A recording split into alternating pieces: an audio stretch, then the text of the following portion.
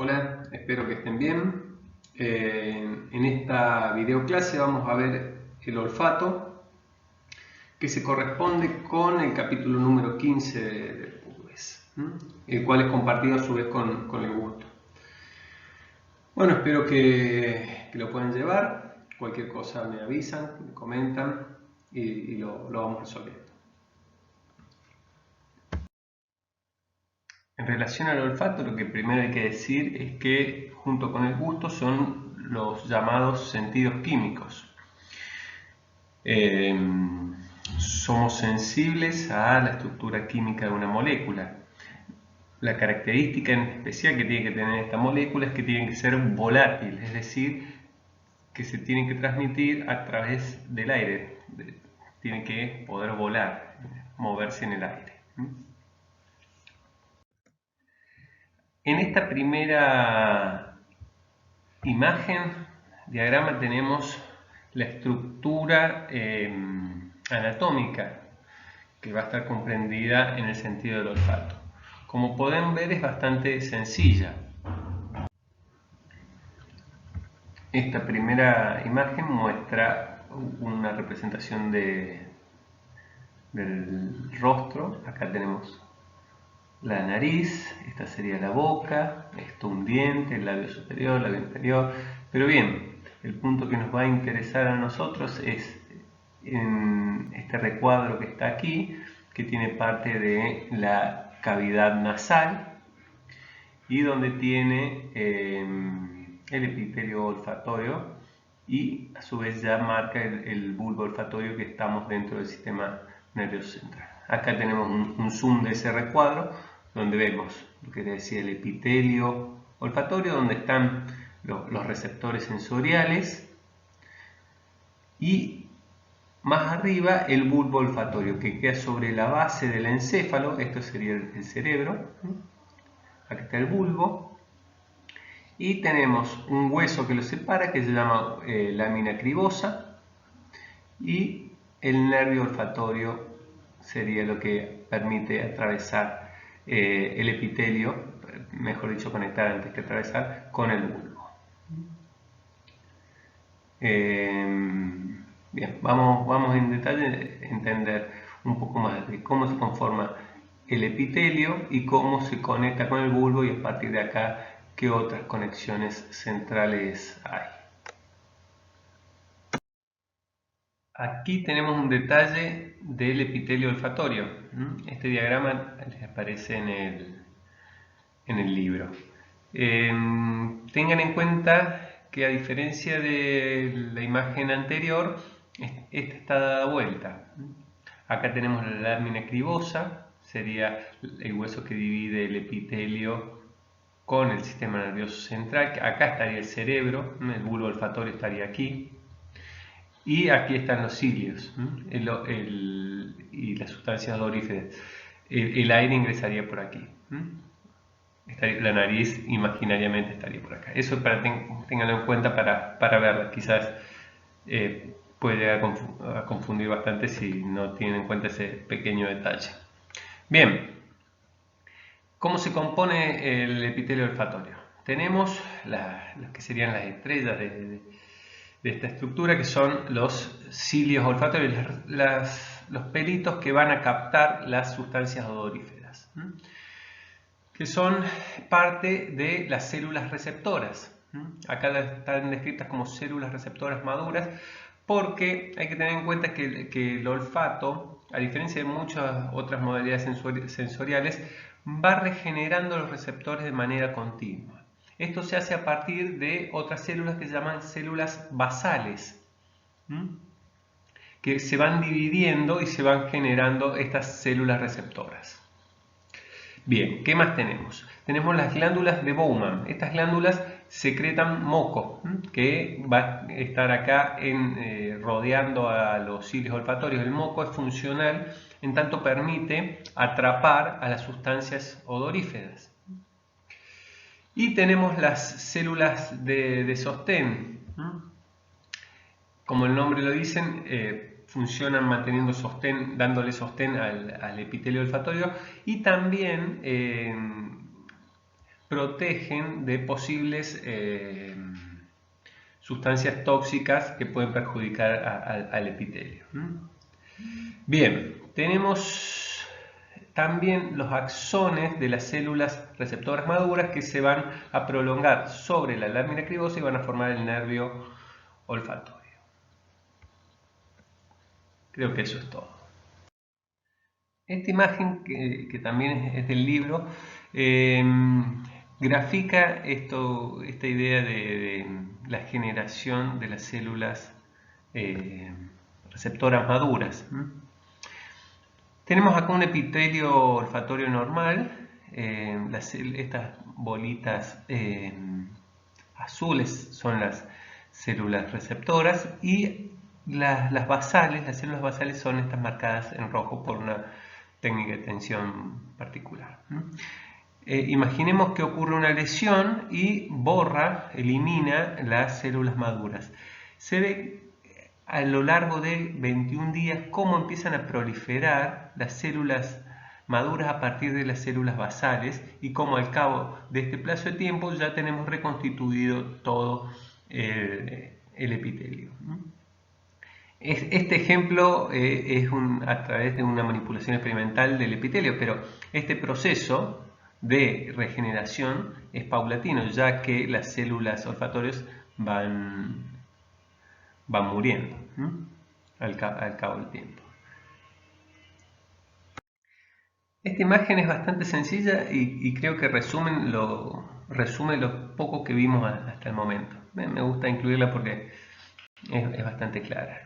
Tenemos los olores, que son estas bolitas, las moléculas que son volátiles, ingresan por el aire que respiramos. Los receptores, los pelitos que tienen cada receptor, los cilios, luego el nervio olfatorio y el bulbo. Ahora vamos a ver un poco cómo se da la transducción de cómo pasamos de esta energía química a la energía eléctrica que van a transmitir estos axones. Antes de seguir, abrimos como un paréntesis para hacer una consideración para que tengan en cuenta. Esto seguramente lo vieron y creo que lo han visto con Ricardo. La diferencia entre receptores ionotrópicos y metabotrópicos. Los ionotrópicos, que los tenemos acá graficados, el receptor y el canal iónico forman un único complejo, receptor-canal, por lo cual el neurotransmisor se pega a ese receptor y abre ese mismo canal. Mientras que en los metabotrópicos el neurotransmisor se va a unir a un receptor que no está directamente vinculado con el canal. Lo que sí va a activar este receptor es una proteína G y a segundos mensajeros que de manera mediada van a activar ese canal que va a permitir el flujo de iones. Esa simple diferencia me gustaría que tengan en cuenta porque justamente vamos a hablar de este último tipo de receptores. Cerramos. La transducción olfatoria entonces es de la siguiente manera. La sustancia odorífera se pega al receptor, al cilio, ese pelito que tenemos, y va a activar una proteína G que a su vez activa una enzima, la adenilato ciclasa, que va a transformar el ATP en el adenosín monofosfato, que va a actuar como una llave para abrir los canales de sodio y de calcio. A su vez, los calcios intracelulares, los que están adentro, las que ya entraron, van a abrir canales de cloro para que el cloro salga de la célula esta. Es decir, ganamos carga positiva con el sodio, con el calcio, y perdemos carga negativa. Esto va a llevar a que se genere el potencial de receptor. En esta imagen tenemos este mismo mecanismo, tenemos cómo se une al receptor las moléculas de olor, cómo la proteína G va a activar la enzima cómo a su vez va a generar el AMP cíclico, el adenosín monofosfato, que va a activar los canales, primero de calcio y de sodio, y luego el calcio va a abrir las puertas, los canales de cloro para que se vaya, y eso va a generar la depolarización. Bien. En esta diapositiva tenemos una comparación del tamaño del epitelio olfatorio y la cantidad de células receptoras que tienen diferentes especies. Este gráfico también está en el libro.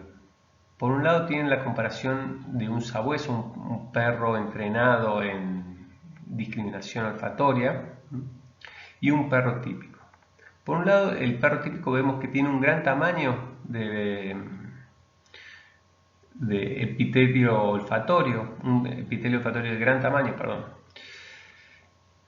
incluso más grande que el del sabueso, pero tiene 1.000 millones de neuronas receptoras, y el sabueso en un espacio menor tiene 4 veces más. Esto habla de que el sabueso tiene mayor discriminación. No necesariamente se ve la discriminación por el tamaño del epitelio, sino por la cantidad de receptores que tiene. Y esta es una comparación que nos toca un poquito más, es el ser humano contra la rata. La rata tiene un epitelio un poquito mayor que el ser humano, pero tiene varios millones más de neuronas receptoras. El hombre y la mujer tendrían alrededor de 12 millones de neuronas, mientras que la rata 15 millones de receptores. Son conocidas las habilidades olfatorias de la rata, ¿no? Bien. Aquí simplemente les quiero mostrar una causa bastante común de lesión del nervio olfatorio. Seguramente o probablemente lo vieron con el profesor Santiago a esto, del efecto de golpe y contragolpe que puede generarse en una caída. Imaginemos que esta persona cae y golpea la parte de atrás del cráneo contra el piso. Tenemos un desplazamiento en primer lugar de toda la masa encefálica hacia la región posterior del cráneo y una lesión probable, potencial, mejor dicho, de la corteza del lóbulo occipital, por ejemplo. Pero este golpe a su vez implica un contragolpe, un latigazo en sentido opuesto, y muchas veces este tipo de golpes que tienen un foco claro también tienen otra región lesionada, que es la región frontal, que golpea con la región frontal del cráneo. Entonces tenemos un golpe y un contragolpe. Nosotros estamos hablando del olfato. Este tipo de sacudidas del cerebro también pueden llegar a tener efectos en el olfato. El nervio olfatorio, como pudimos ver, es bastante cortito y tiene una flexibilidad bastante limitada. Este tipo de movimientos para un lado y para el otro fuerzan al nervio óptico y muchas veces lo lesionan. Por eso es posible que a partir de golpes de este tipo la persona tenga síntomas que evidencien la pérdida de olfato, lo cual puede ser algo recuperable o algo permanente, dependiendo cada caso.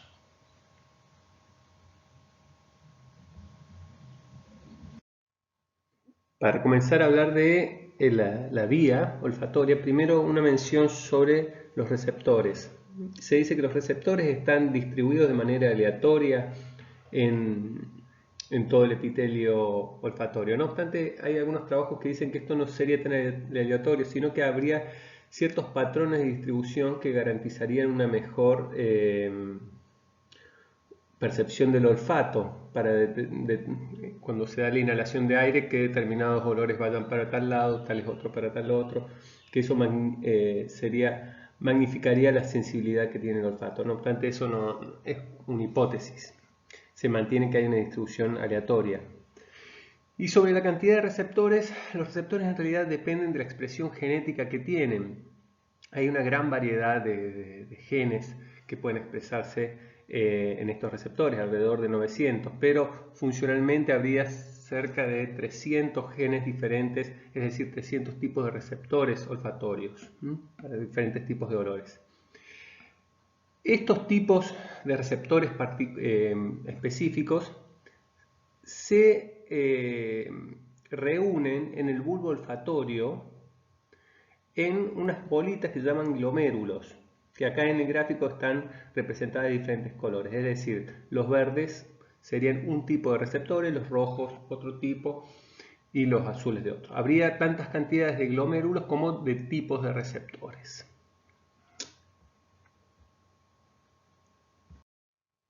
En este diagrama tenemos la vía un poquito más allá. Empezamos en el mismo lugar, del epitelio olfatorio, los receptores, la lámina cribosa, los axones que llegan a los glomérulos. Acá ya estamos en el sistema nervioso central, esto es el bulbo olfatorio. Estas proyecciones formarían el nervio, el par craneal número 1, el olfatorio. Bien, los glomérulos vendrían a ser, en los términos que venimos hablando de modalidades sensoriales, como un mapeo de la organización. Ya se empieza a organizar la información en función del tipo de información que es. De determinado olor, determinado otro, en función de los receptores que se activaron. Bien, después tenemos una serie de capas que muestran una complejización de la vía. Por un lado tenemos neuronas que se encargan de hacer una integración vertical, de llevar la información para instancias más altas, como son las células mitrales, estas que están señaladas en verde, y otras las señaladas en violeta, las dibujadas en violeta, que son las de penacho. Esas dos serían las que se encargarían de llevar la información de los glomérulos a instancias más altas de la vía. Y por otro lado tenemos otras células que van a formar circuitos reverberantes, integración horizontal de la información. Cuando hablo de circuitos reverberantes, remítanse al cuadernillo, ahí hablamos de eso, que pueden ser inhibitorios o excitatorios para que se realcen ciertos circuitos o bien se controle el flujo de información, como puede ser las neuronas, las células granulosas o las periglomerulares. Bien, tienen una serie de nombres. Esto le puede llegar a sonar algo parecido a lo de las capas de la retina. Siempre cuando hablamos de plexiforme hablamos de la integración horizontal y luego diferentes nombres de capas en función de las células que entran. Bien, no nos vamos a detener en esto. Acá con respecto al bulbo olfatorio tienen una comparación entre el cerebro de una rata y el del ser humano. Esto es una vista de la base de los cerebros. La idea es poder comparar en proporciones el lugar que ocupan los bulbos olfatorios en cada uno de los casos. En proporciones obviamente es mucho mayor el espacio que dispone el bulbo olfatorio y por lo tanto el olfato en un animal como la rata que en el ser humano. Acá ya tenemos un mapa más completo de la vía. Tenemos el epitelio olfatorio, los glomérulos, las células mitrales y en penacho que van a llevar la información a las diferentes regiones. A diferencia de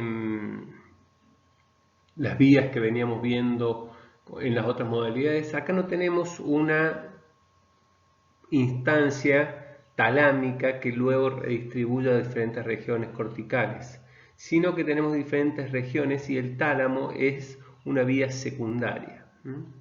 Tenemos, por ejemplo, el núcleo olfatorio anterior, que si bien no se conoce bien el relevo que hace, en parte se le atribuye una conexión con el bulbo olfatorio del otro hemisferio y luego conexiones con la corteza piriforme, lo cual estaría integrando y modulando la información de los dos hemisferios. El tubérculo olfatorio, la corteza piriforme, la amígdala, la corteza entorrinal. Estas cortezas en particular son cortezas arquicortezas, bien viejas, tienen 3 capas. Por eso se dice que el olfato es a nivel filogenético, es de las modalidades sensoriales más antiguas que tenemos. Y luego tenemos regiones que ya van a ver más en detalle en tanto avance en el programa, relacionadas con lo que se llama el sistema límbico, como la amígdala. Y como instancia secundaria les decíamos, bueno, también tenemos el hipotálamo, el hipocampo, tenemos el tálamo y luego una redistribución a regiones corticales frontales, como la órbita frontal y la corteza frontal. Ahora vamos a ver un poquito más en detalle estas últimas partes y algunas conexiones más específicas. Un detalle de color, el órgano vomeronasal, que también tiene una conexión con el bulbo olfatorio, se refiere al órgano que está más estudiado y desarrollado y más estudiado en algunas especies de animales, no en seres humanos, que es el órgano que se relaciona con la comunicación química, la percepción de las feromonas. Se supone que en seres humanos está más integrado en todo el sistema y no tendría un funcionamiento separado. Hay mucho desconocimiento de esto, pero en varias especies animales sí está bien identificado y se complementa con la función del olfato. Acá tenemos otro diagrama de la vía, donde aparece el nacimiento de la vía, los receptores olfatorios en el epitelio, el nervio olfatorio, el bulbo, con los glomérulos que van a proyectarse a través de las células mitrales y del penacho, lo que es el tracto olfatorio, a las estructuras diana. El diana es como el blanco para jugar al blanco, para tirarle. La corteza piriforme, el tubérculo olfatorio, la amígdala y la corteza entorrinal. El tracto se conecta de manera directa con estas 4 estructuras, que a su vez se conectan con la corteza orbitofrontal en el lóbulo frontal, el tálamo, el hipotálamo y la formación hipocampal. Acá tenemos estas 4 estructuras dianas siempre sobre una mirada basal del encéfalo. El bulbo olfatorio, el tracto olfatorio y acá tenemos el tubérculo olfatorio, la corteza piriforme, la amígdala y la corteza entorrinal.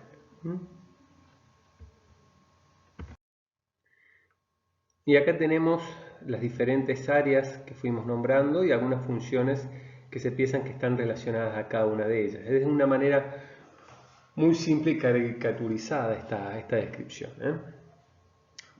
pero creo que sirve para dar un mapeo general. En primer lugar, sería la primera parada, la primera instancia que hay, que tiene el tracto olfatorio, que son los núcleos olfatorios anteriores, que van a modular la transmisión de manera bilateral. Van a hacer que se pueda compartir la información de un hemisferio con el otro hemisferio. Recuerden que acá no hay una acusación como la que veníamos viendo de las vías, sino esta función sería una de las primeras y principales, no la única, que empezaría a compartir la información de los dos hemisferios. Por otro lado, la En términos generales, vean que cuando vean el tema del sistema límbico, de emociones, van a ver muchas de estas estructuras repetidas y lo van a ver en un circuito mucho mayor.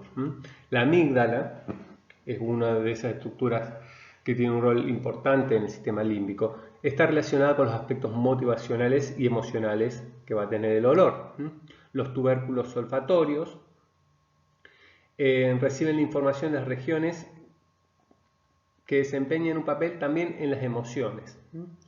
Por eso les hablaba recién del sistema límbico. La corteza piriforme ya estaría relacionada con un proceso inicial de los olores. Se dice que los núcleos olfatorios, luego de recibir la información que viene del otro hemisferio, la llevan a la corteza piriforme.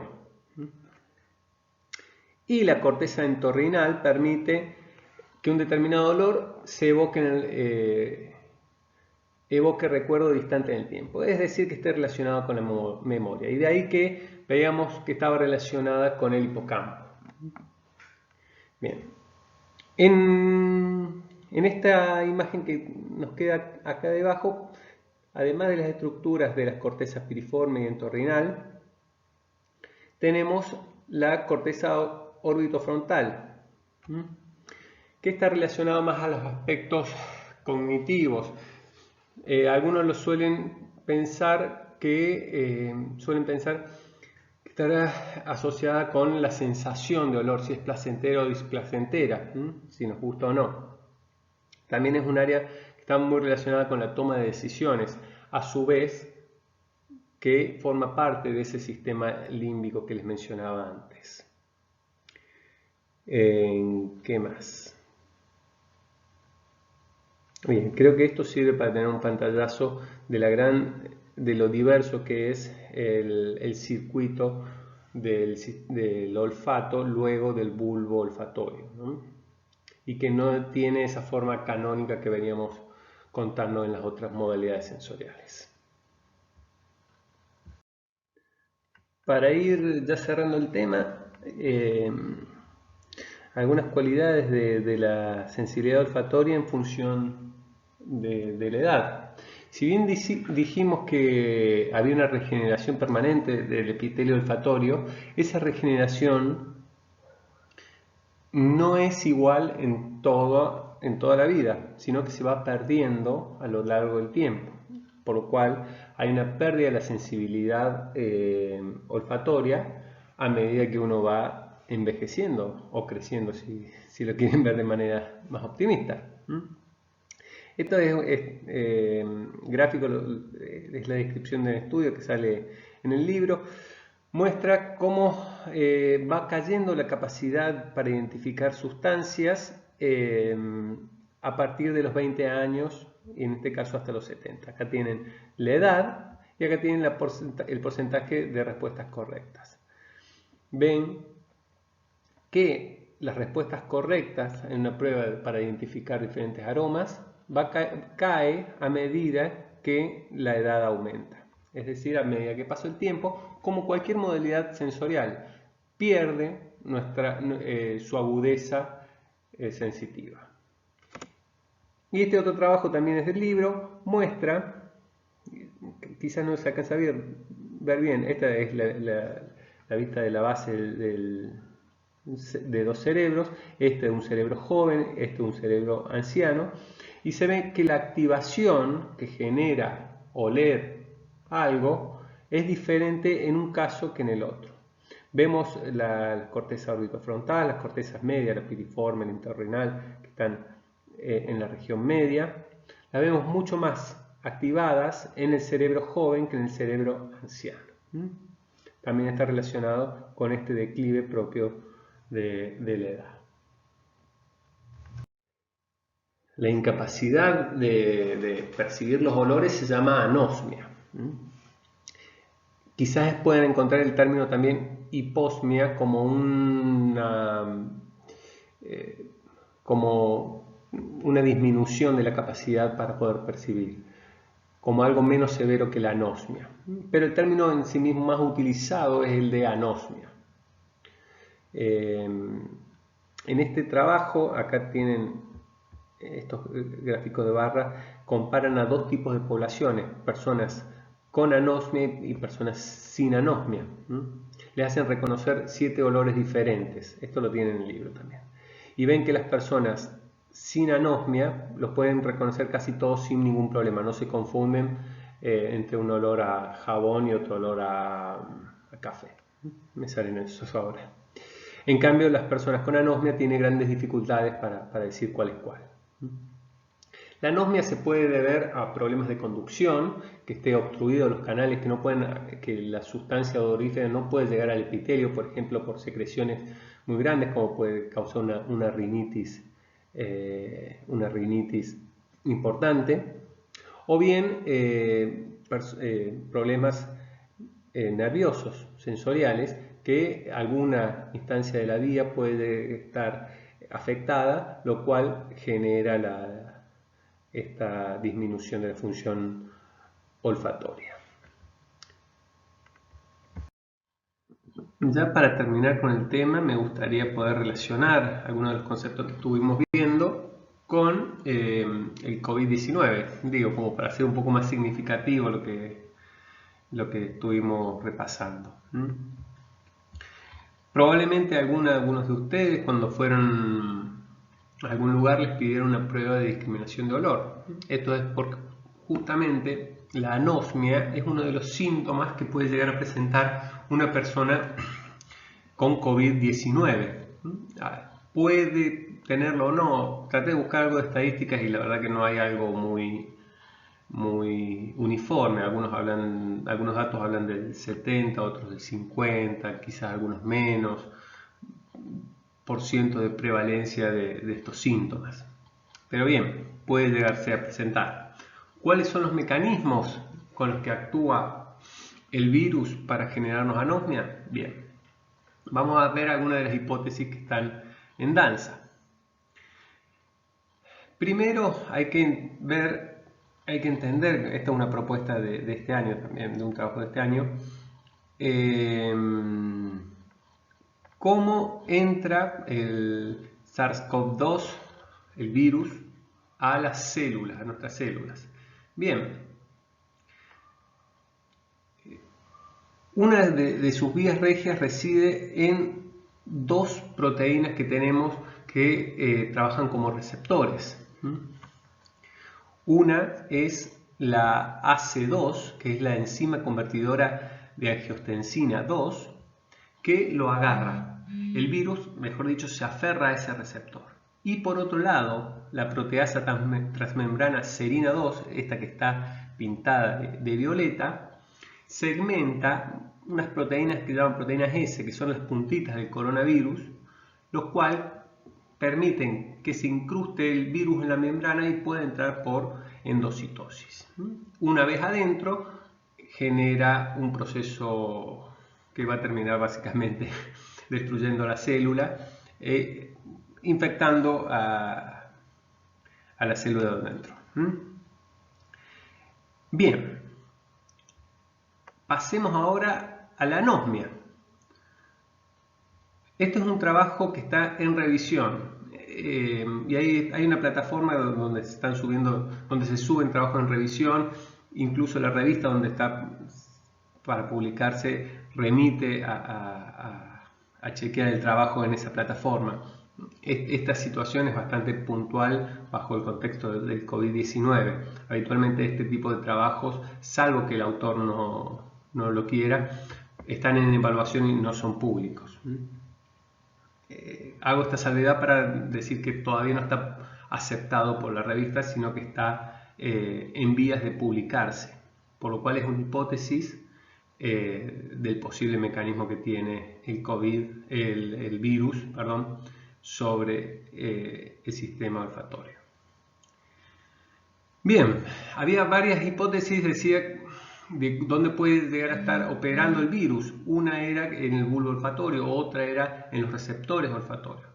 Pero lo que sugieren los autores es que el virus ataca a las células de sostén que están en el epitelio olfatorio. que tienen genes para expresar estos dos receptores que habíamos visto. Una vez, dicen los autores, cuando el virus ingresa a esas células, afecta ya a todo el epitelio, va destruyendo el epitelio, lo cual hace que se pierda la posibilidad de discriminar olores. Los autores también sugieren que este mismo mecanismo podría estar afectando el gusto, que también puede llegar a ser un síntoma propio del COVID-19, que en ese caso se llama disgeusia. Pero bueno, eso es mucho más tentativo, más hipotético todavía aún. Bien, eso para cerrar. Bien, muchas gracias por llegar hasta acá. Espero que no se hayan aburrido mucho. A modo de resumen, lo que pudimos ver fue la estructura periférica y central del sistema olfatorio, el epitelio olfatorio, las células que están ahí adentro, cómo se produce la transducción. Luego vimos la organización en el bulbo olfatorio y de ahí cómo salen las vías para llegar a diferentes estructuras centrales, y al final vimos lo que es la anosmia, la pérdida de sensibilidad olfativa, y con el ejemplo del COVID-19. Bueno, eso es todo. Espero que lo puedan haber seguido. Cualquier duda, opinión, observación que tengan es bienvenida. Bueno, nos vemos.